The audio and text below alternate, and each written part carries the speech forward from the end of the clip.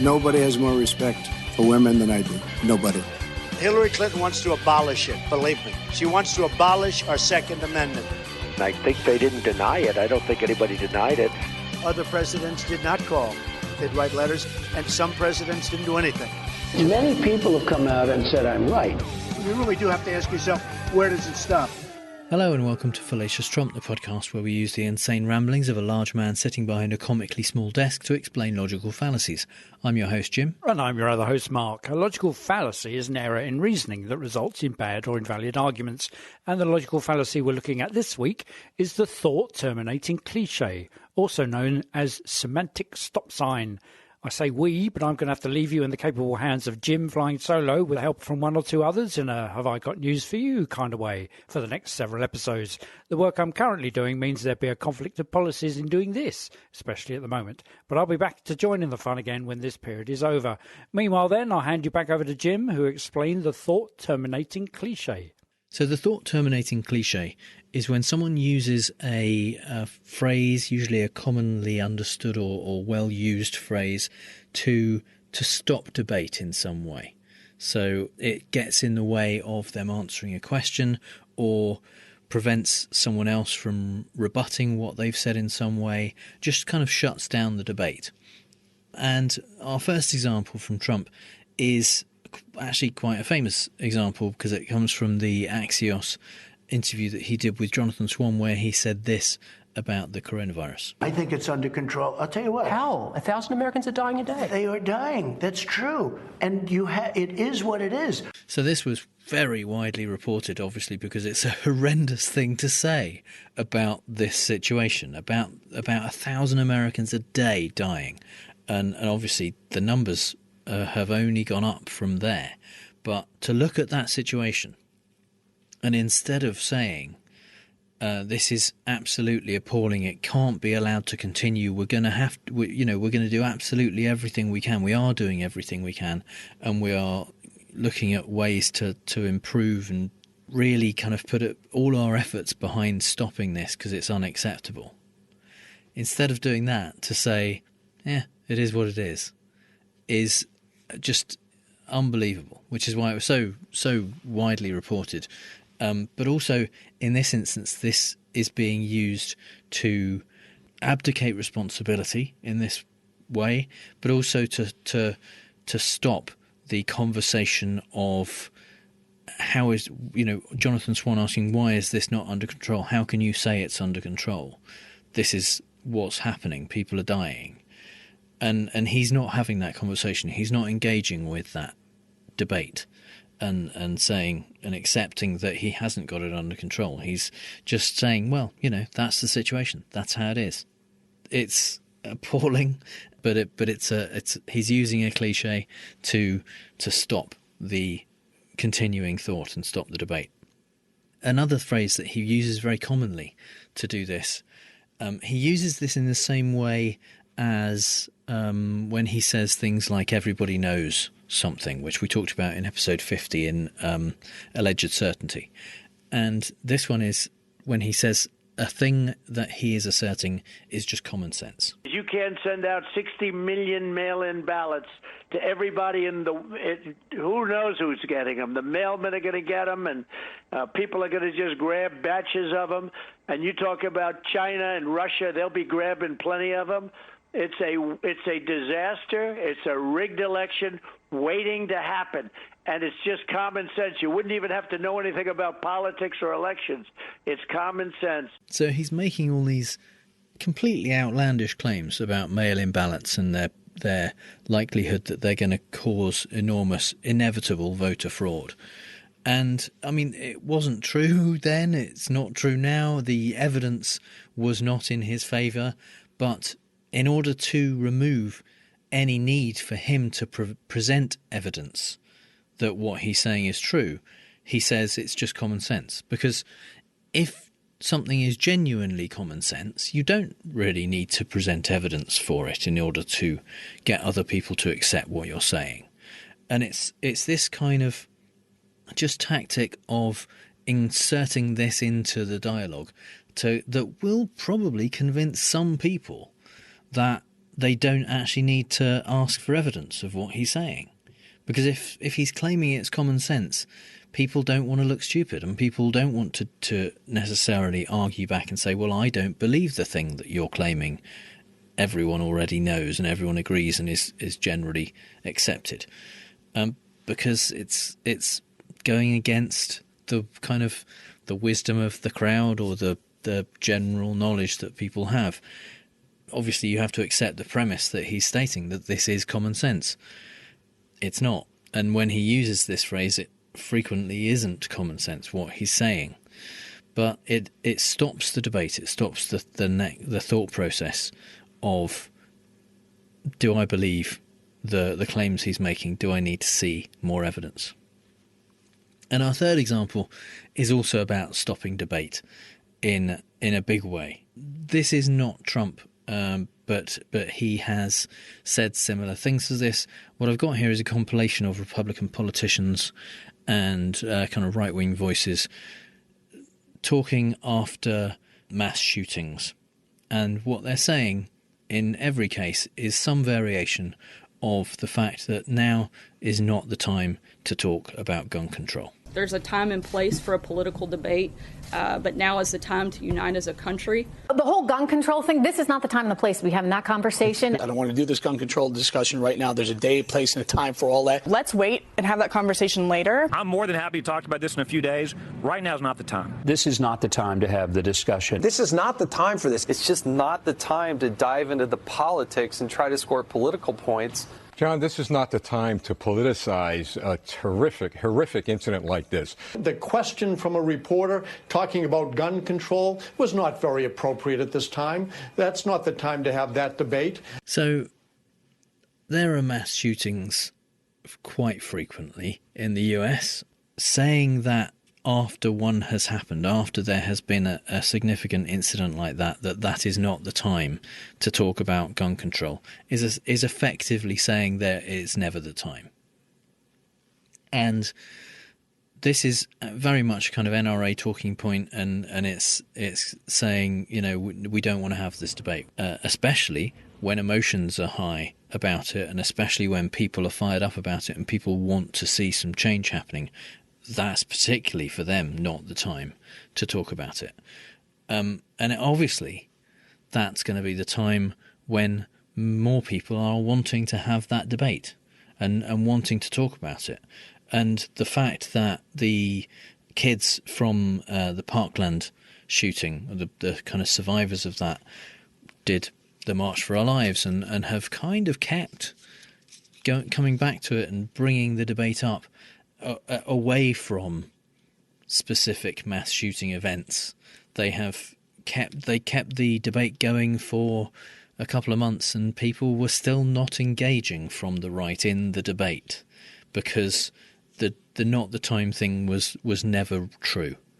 It was never the reason that they didn't want to talk about gun control. It was an excuse, and it was using that cliche to say now is not the time. Now is the time for us to unite as a country, or now is the time for this community to mourn, or something like that. Instead of addressing the issue, they were using it as a tool and as a method to stop the thought process that needed to go into trying to avoid this thing happening in the future.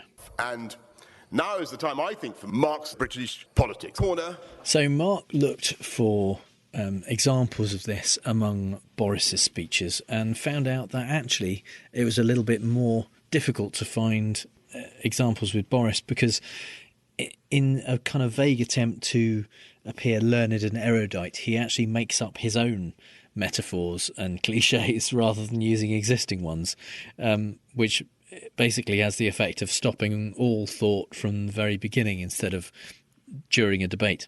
So there isn't a point at which he decides to kind of address a question that he's asked or anything like that, usually at least with a common or well-known phrase. And his scientific advisors, because they actually address questions that they're given and actually have information that they want to get across, they never use the thought-terminating cliché because they don't need to shut anything down. Basically, they provide the informative answers that clarify things that people are looking, instead of the foggy obscurantisms uttered by Boris. However, Chancellor Rishi Sunak was on Sky News and Good Morning Britain last week defending the cut in the international aid budget, the budget which does good things around the world, and his attempt to close down follow-up questions about it in both interviews utilised the thought-terminating cliché that all politicians seem to reach for, which is to invoke the general public and talk about we all, us as a nation, everybody, and how we should all be proud. So here is Rishi repeating general platitudes that could be applied to basically anything, really. We're doing so much and people should hold their head up high about the role we're playing. And I feel very good about the role that we're playing to tackle the world's most difficult problems. There's lots of things that we do as a country. People should feel enormously proud. So I think everybody watching should feel very proud about the role we're playing in the world. He's being asked questions specifically about the cut in a budget that helps us to help people around the world. And all he has to say basically is we should be proud about the work we're doing. And that stops the debate about kind of why it's being cut and what that effect is going to be, and just kind of derails it and talks about how we're doing good stuff, and that's enough in some way. So our second example is also from Rishi Sunak, or at least it starts off with Rishi Sunak and also includes some clips of Matt Hancock and indeed a Boris one. And this one is about the fact that we now have a vaccine, and it's been approved for use in the UK. In fact, today they have vaccinated the first couple of people with it, and being asked questions about where the money's coming from to roll out the vaccine, how many vaccines are coming in, basically just looking for more clarity and more information about this is what gets these kinds of responses.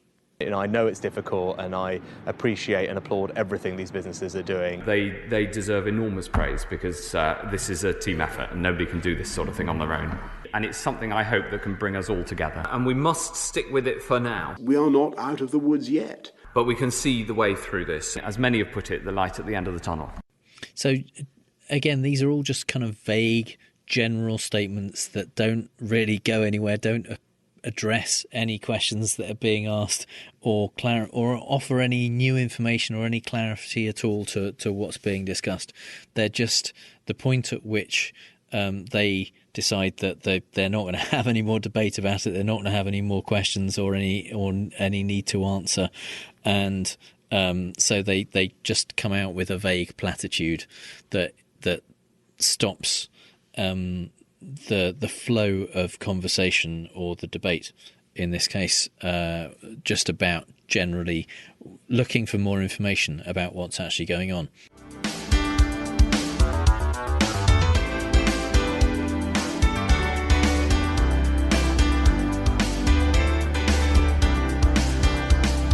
Judge the time, counting those, waiting for them to ratify, and it can't be overthrown. The man with the silk suit and coronavirus rushes the witness with a crazy eye. Just for fun, she says, we was wrong. That's just the way it is. Biden's won again. That's just the way it is. Ha, but you don't believe them. Bruce Hornsby and The Range there with their thought-terminating song, That's Just the Way It Is. So in the Fallacy in the Wild, we like to talk about the fallacy of the week from a non-political perspective, and our first example this week comes from the Raiders of the Lost Ark, where Indy has visited Marion Ravenwood and is trying to get her to help him find an artifact. You know the piece I mean. You know where it is. Come back tomorrow. Why? Because I said so, that's why. So Because I Said So is a classic effort to terminate a debate and to stop any continued argument or thought or anything like that. Obviously, this represents parents throughout the world who use this as their means to just stop someone asking questions, or stop having to justify what they've said. Because I said so doesn't provide any real weight. In a way, it's an argument from authority in a way, because the person who is saying because I said so usually has the authority. At least in this case, it's because Indy wants something from Marion. In the case of parents, it's because they generally have the control in the relationship. Our second example is from Anchorman, The Legend of Ron Burgundy, and this is where Ron is trying to impress Veronica Corningstone. Discovered by the Germans in 1904, they named it San Diego, which of course in German means a whale's vagina. No, there's no way that's correct. I'm sorry, I was trying to impress you. Oh. I don't know what it means. I'll be honest, I don't think anyone knows what it means anymore. Scholars maintain that the translation was lost hundreds of years ago. Doesn't it mean Saint Diego? No. No, that's what it means. Really. Well, agree to disagree. So Ron obviously doesn't have the information that he needs to back up his argument, obviously. So by saying agree to disagree, again, it's about just stopping the argument. It's that he's not prepared to accept Veronica is correct, but he doesn't have any way of presenting evidence that backs up his argument, and so instead he terminates the debate by saying agree to disagree. This is a reasonably common thing that people do, and sometimes it's necessary. Sometimes you genuinely are not going to get anywhere with someone you're debating with or arguing with because they won't accept your point of view, and unless you just continually argue with them, knowing that it's not going to have any effect, ultimately at some point you have to agree to disagree. You have to accept that you have one view, they have another view, they're not going to be able to convince you and you're not going to be able to convince them. And that's not fallacious when that happens, when you come to a kind of an impasse and there really is just no point in continuing, then it's a reasonable thing to do, it's an acceptable thing to do. But in this case, Ron is using it because he has been bested in the argument very quickly, and he isn't prepared to accept that he's wrong. Our final example in this section is from The Big Lebowski. I see you roll your way into the semis. Dios mío, man. Liam and me, we're gonna fuck you up. Yeah, well, that's just like your opinion, man. So the dude here represents anyone who's ever avoided a debate by simply saying, well, the thing you've just said, that's your opinion. And then it removes the need to argue back. It removes the need to present evidence to rebut something that someone has said, or to come up with a good argument that presents your case, because you're just dismissing whatever has been said as an opinion, and therefore, by extension, unimportant, not worth arguing with. So in this case, in a way, he's actually kind of true, because Jesus, the John Turturro character, is expressing his opinion that they're going to win in the bowling match. And yeah, there might be an argument on one side or the other of who is better and who is more likely to win. But the dude is just not getting involved. He doesn't care enough about it. He's not going to get into an argument about it. So to stop the argument, to terminate it, he just says, well, that's your opinion. This is a technique and a fallacy that is often used where people don't have useful information or a way of backing up their thoughts or any evidence for what they're saying. And consequently, it's something that's often used in kind of religious circles. You'll find, for example, God works in mysterious ways. is an excellent thought-terminating cliche, because it's something that people use because, a question is being asked, why does this happen? Why would God allow a particular thing to happen? Or, a question that they don't have an answer for can be terminated, and the questioning, the debate, the thought process that goes into trying to figure something out can be terminated simply by saying God works in mysterious ways. We don't need to understand it. I don't have an answer for you, but this is my answer, is that we're not supposed to understand.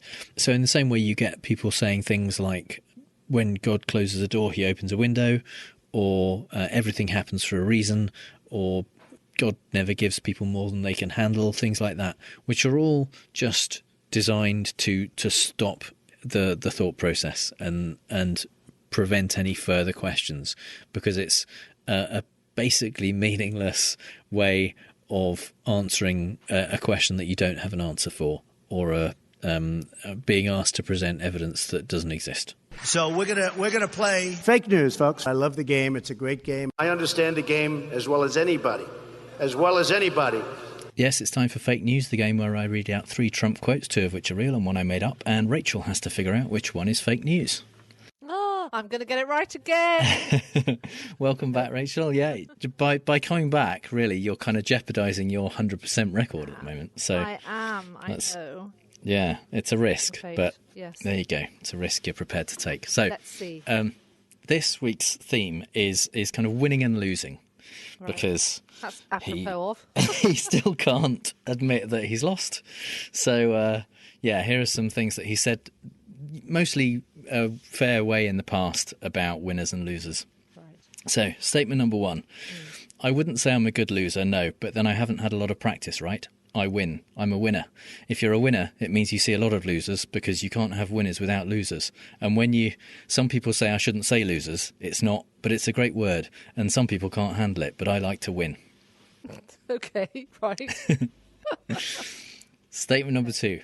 Yes. They said, and this is when he went to the Emmys, he said... Okay, when did he go to the Emmys? While he was doing The Apprentice. So...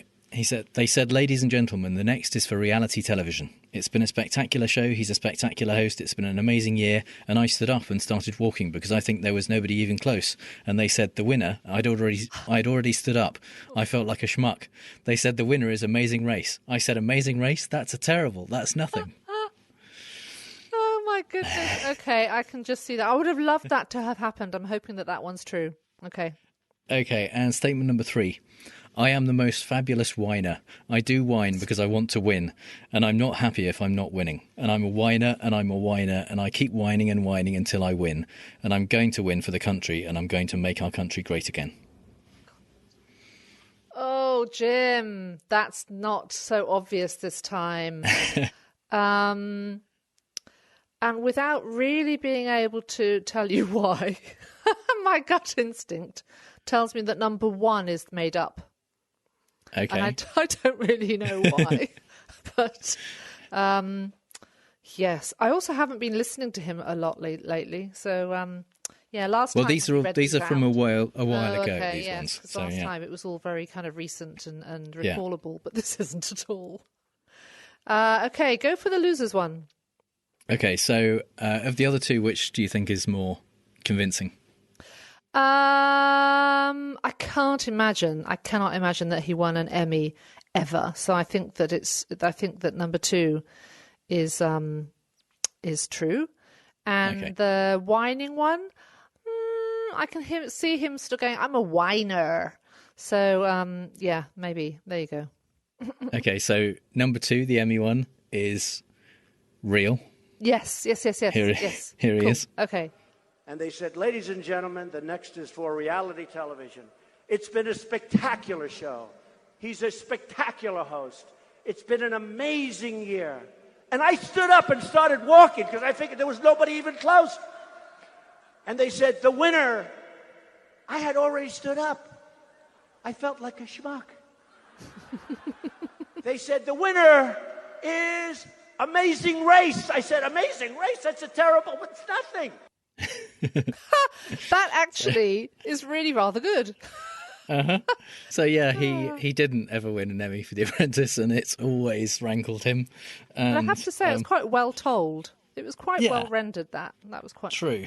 Yes, it's also kind of surprising that he would focus on him losing in a story, which is kind of weird. But there you go. Yeah, I guess he told a winning story because he got people to laugh. Yeah, and so you also think number 3 is real, and number 3 is real.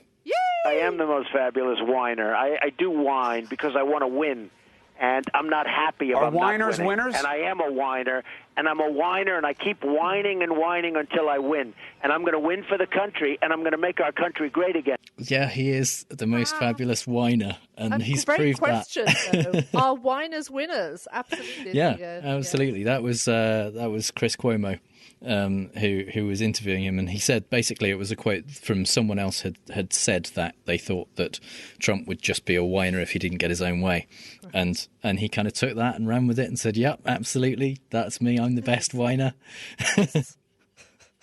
So I got it right again. So you got it right again. So you maintain your 100% record. That's very good. Well done. And it's only through intuition, you see. There you go. The power of intuition. One Absolutely. doesn't always need evidence. No. There you go. Excellent. Thank you very much for joining me again. That's a pleasure. Have fun.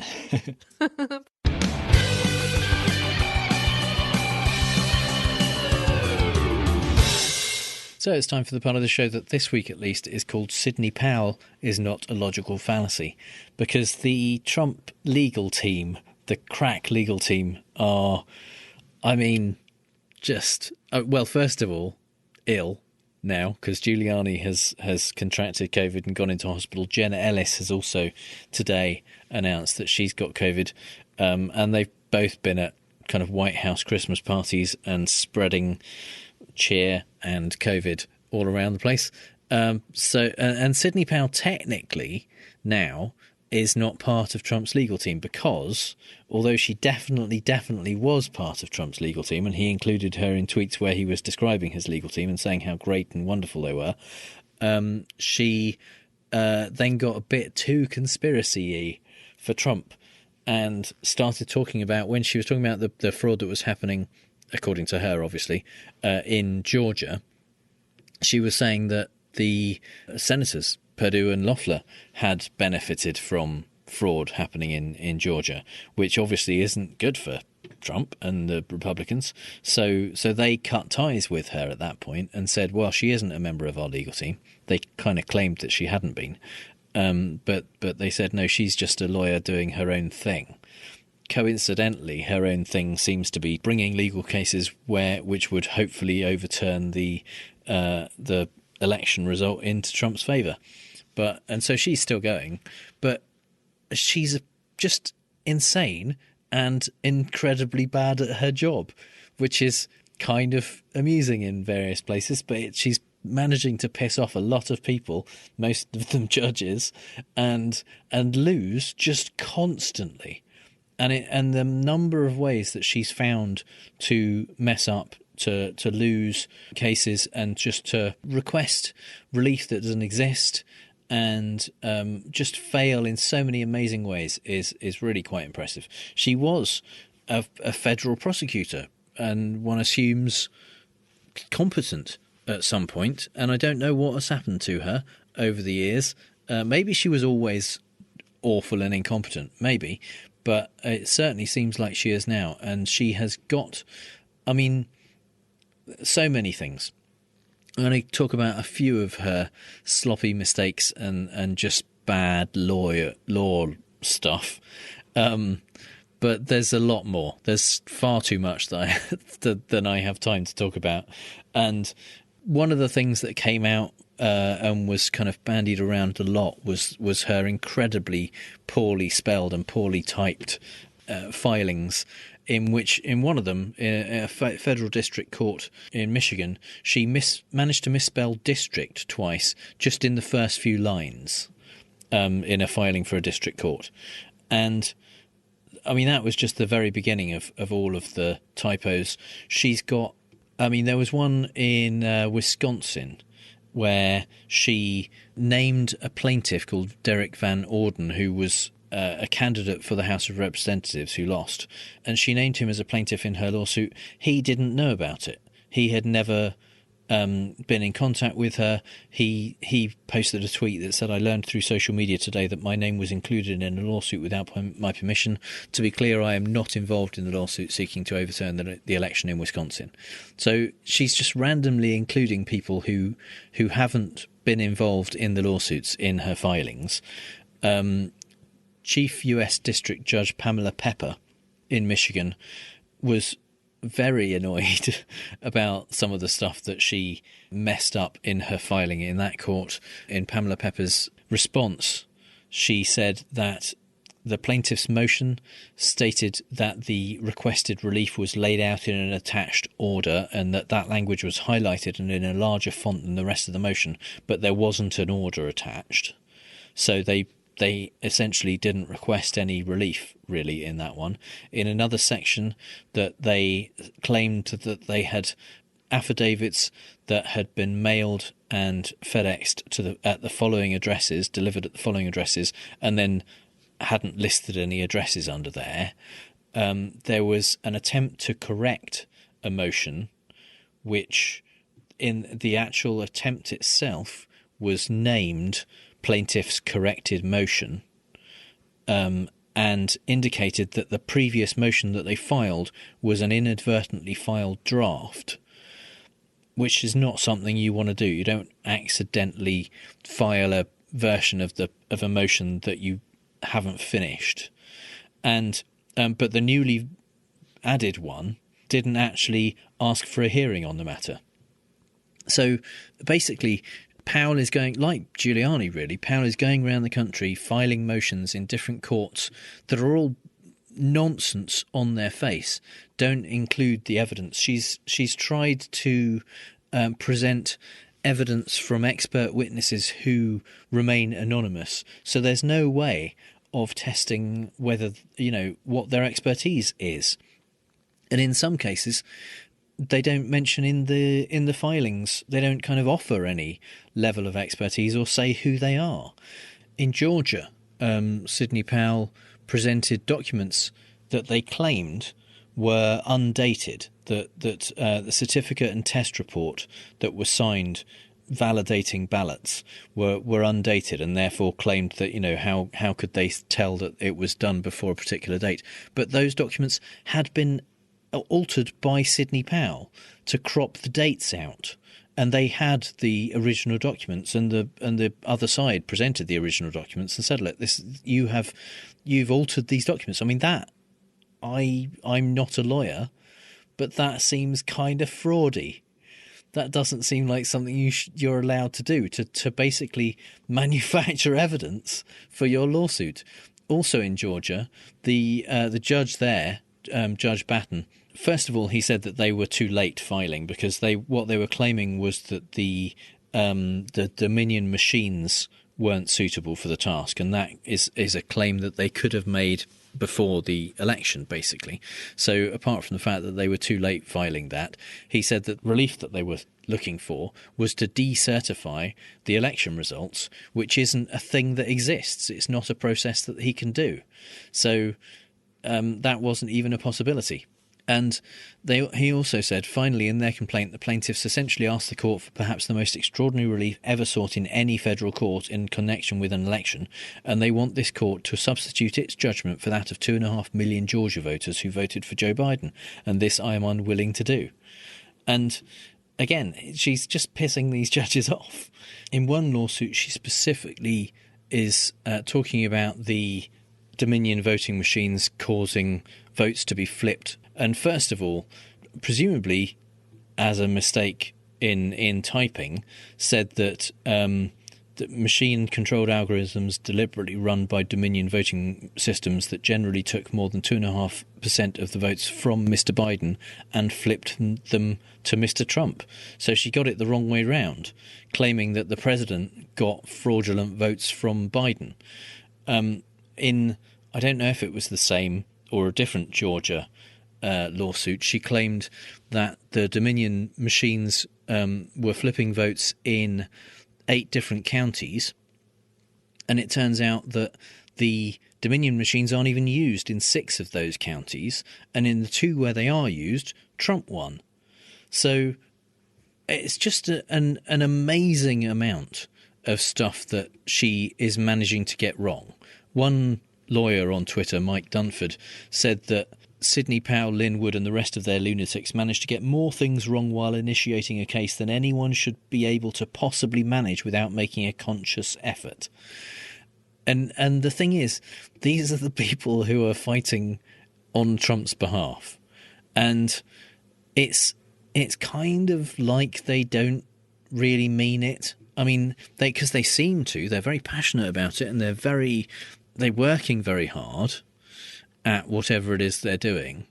But there are good lawyers, and I can only assume that all of the good lawyers have refused to be involved in any of this. Have just said no, there's no case here, which is what all the judges are saying.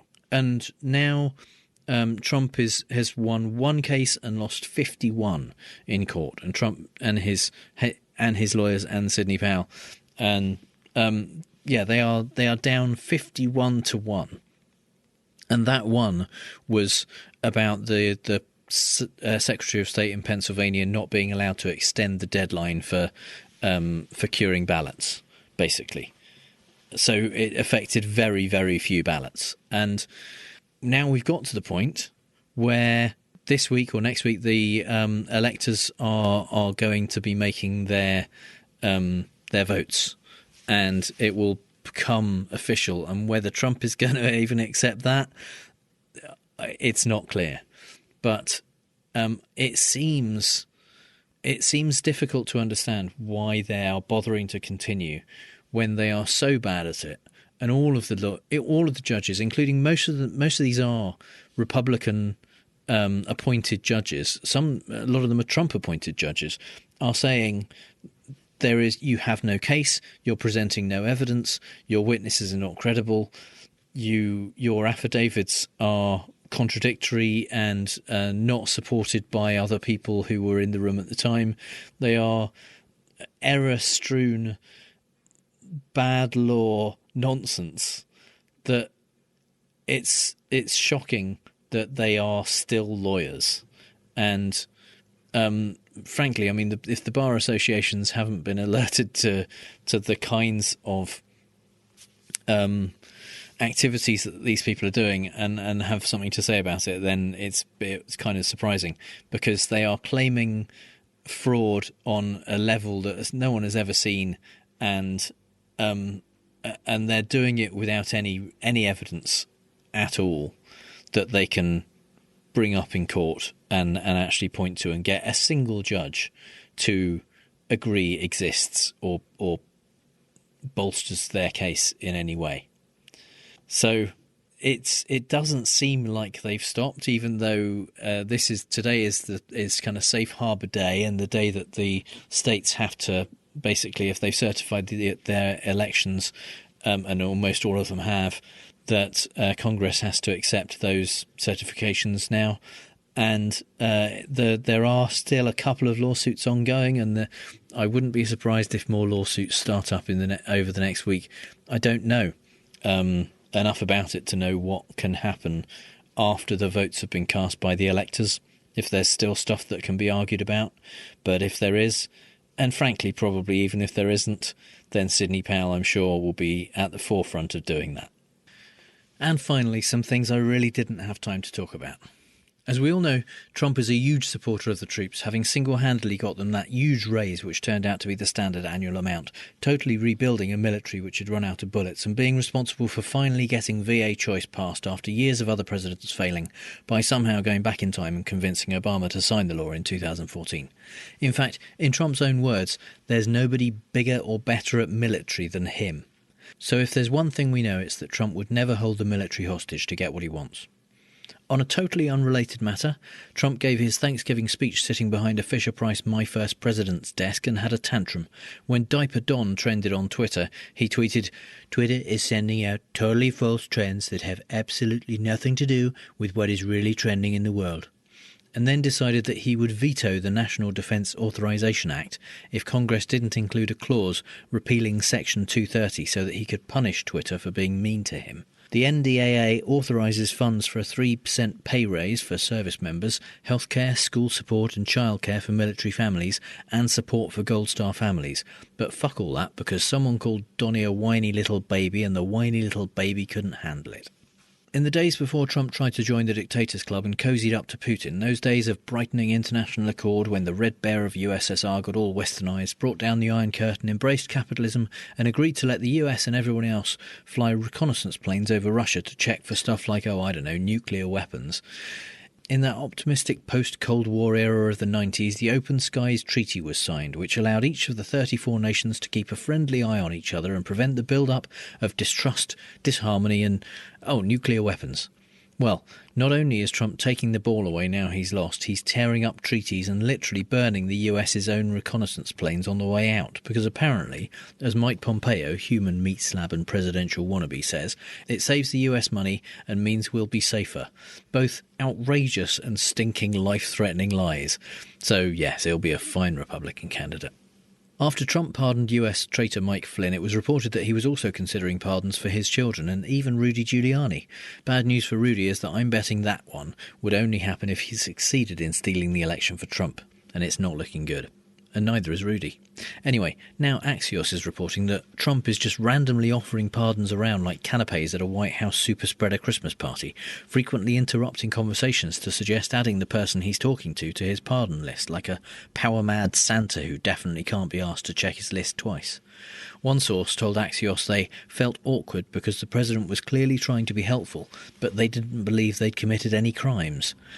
I'm absolutely convinced Trump will try pardoning himself before being dragged kicking and screaming from the White House, but now I'm wondering if he's also going to try some kind of blanket pardon for everyone he's ever met. I know it's the behaviour of a madman, and quite frankly the last thing we expected of someone appointed to uphold the sanctity of law, but Attorney General Bill Barr has gone against 4 years of what passed for normality under Trump and actually said something that's not simply sycophantic Trump toadying. Yes, he came right out and in effect blasphemed, Trump-themed, saying that the Justice Department had not found sufficient evidence that would shift the results of the 2020 race. To date, we have not seen fraud on a scale that could have affected a different outcome in the election. Fair play to the guy. Make an objective ruling based on the evidence presented. Kind of like the guardian of the law is expected to. The right-wing media are up in arms, almost literally, in Michigan. Bastions of independent fairness and equality Newsmax bleated, "Some of us are wondering if he's a warrior with the Constitution or if he's just a bureaucrat." And Fox Business added, "For the Attorney General of the United States to make that statement, he's either a liar or a fool or both." This is how far the blindfolded carrier of the scales of justice and impartiality has strayed from being an objectively good thing. Like truth and facts. Trump will of course fire Barr unceremoniously behind his back whilst calling him playground names as befits the dignity of the office of the president. Before he went into hospital, Rudy clearly decided last week that he was hogging the spotlight too much on his super-spreading tour of local legislatures, and so he wheeled out his star witness in Michigan, Melissa Carone. A woman who recently finished a year's probation for harassing her ex-boyfriend's partner by continually emailing her sex tapes she'd made while they were together. However, it would be totally fallacious to dismiss her testimony simply because of that. So instead, let's dismiss it because it was a bunch of evidence-free bullshit that's already been ruled not credible by a judge. Carone claimed not to be drunk for her testimony, but if you compare her demeanour to her appearance on Lou Dobbs' show a couple of weeks prior, the difference is striking. In Michigan, she was belligerent and combative to the point that even Rudy fucking Giuliani tried to get her to calm down a bit. It didn't work, of course. Once the Karen's out of the tube, you can't put it back. And when Republican State Representative Stephen Johnson pointed out that the poll book is not off by 30,000 votes, as she claimed, she said, "What'd you guys do, take it and do something crazy with it?" The fact that this is the best they've got is why Trump is now 1-51 in post-election lawsuits.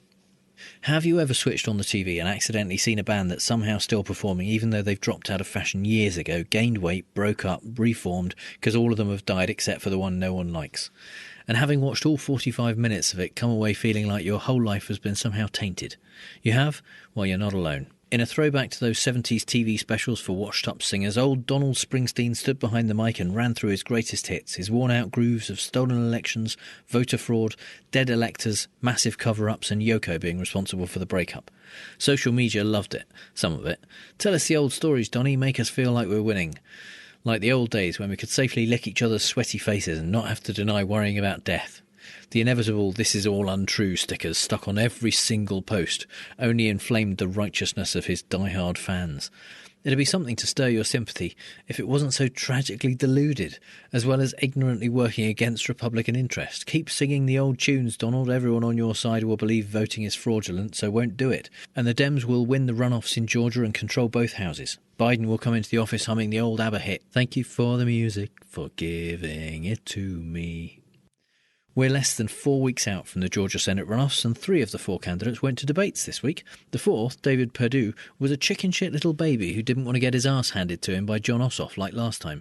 So instead, Ossoff shared the stage with an empty red lectern, and we didn't get to hear Perdue answer questions about the almost 2,600 stock trades he's made during his term as senator, some of which were suspiciously well-timed. Speaking of insider trading, Kelly Loeffler did show up for her debate with Raphael Warnock. At least we think it was Kelly Loeffler, but it might have been a malfunctioning experimental hybrid of Loeffler and a Roomba, since she only seemed to have one setting. That involved saying the American dream in almost every sentence, no matter what she was asked, and never being able to utter the words Raphael Warnock without first saying radical liberal. Anyone watching while only half paying attention probably assumed CNN was glitching and kept rewinding to the previous answer whenever Kelly was asked a question. So if you don't want a chicken and a robot vacuum running Georgia and a turtle running the Senate, vote blue on January 5th.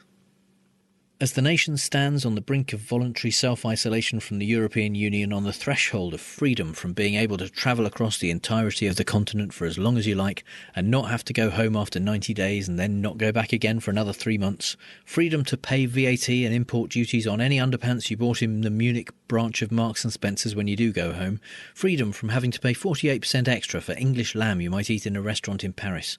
At this pointless moment in British history, Gavin Williamson, Secretary of State for Education, and damp 14-year-old voice-breaking bullied playground oik, showed he is the best the world-class, globally embracing British education system can produce, and said, no, we got the vaccine all cause of Brexit, just cause we're better. Yeah, he actually said, we got the vaccine first because we're a better country than everyone else. Jesus H. fucking Christ, where have all the actual grown-ups gone? Oh, there they are, running Europe, looking goggle-eyed at the giggling, snot-nosed, inbred, self-entitled bunch of idiotic tosspots supposedly in charge of what's increasingly a disunited kingdom. Whilst I'm off to prove I've got Swedish ancestry on my Grandma Olaf's side, I'll leave you with a truth-revealing game you can play. Whenever someone uses the words "the economy" in explaining why things must happen or aren't happening, simply replace them with "rich people's yacht money." As in, the economy is to blame for the unavoidable collapse of Philip Green's Arcadia Group with the loss of tens of thousands of jobs. So that's all the bad arguments and faulty reasoning we have time for this episode. I'd like to thank my guest presenter Rachel, and you can find the show notes at fallacioustrump.com. And if you hear Trump say something stupid and want to ask if it's a fallacy, our contact details are on the contact page. If you think we've used a fallacy ourselves, let us know, and if you've had a good time, please give us a review on Apple Podcasts, Stitcher, or wherever you get your podcasts. And you can support the show at patreon.com/ftrump. Just like our straw man level patrons, Kaz Tui, Schmutz, Mark Reicke and Amber R. Buchanan, and true Scotsman level top patron Lauren. Thank you so much, everyone. We really appreciate your support. You can connect with those awesome people as well as us and other listeners in the Facebook group at facebook.com/groups/FallaciousTrump. All music is by The Outburst and was used with permission. So until the next time on Fallacious Trump, we'll leave the very last word to the Donald. That's right, go home to mommy. Bye. Bye!